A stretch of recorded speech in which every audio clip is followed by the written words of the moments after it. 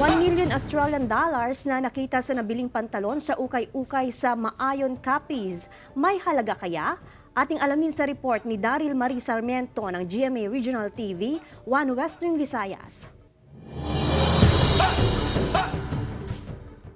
2 taon na ang nakakaraan ng makita sa biniling pantalon sa ukay-ukay ni Dilma ng Maayon, Capiz ang 1 million Australian dollar banknote na ito. Gambal ako sa akong nga bata nga manindahan kami. Ewan ko, mang-relieve kita dayon dang kay para may iobra ako ma'am sa may kampo bala.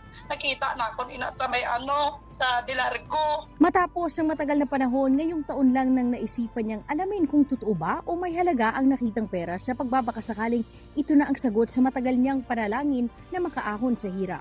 Kung may blessing kina ang Ginoo nga mabayluan mak sa salamat kid nga madamo kung mabayluan inasa kay guro amo na ang bugay sa amo kay Ginoo kay mamumugon man lang kami mo muna naguroy sa bansa kung kay mulon nga nag-ibig ko bisan inog dalawa ta mo kabugas way gani. Pero ang $1 million question, $1 million ba talaga ang halaga ng perang nakita ni Dilma? Payag ng vintage collector na si Nerio Lujan. Turned out nga ang item is a play money, no?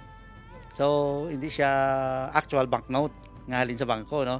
It's sa ako nga research, it is a so-called Ned Kelly 1 million note nga gin-produce in asang 1 million track nga Christian bookstore sa Australia.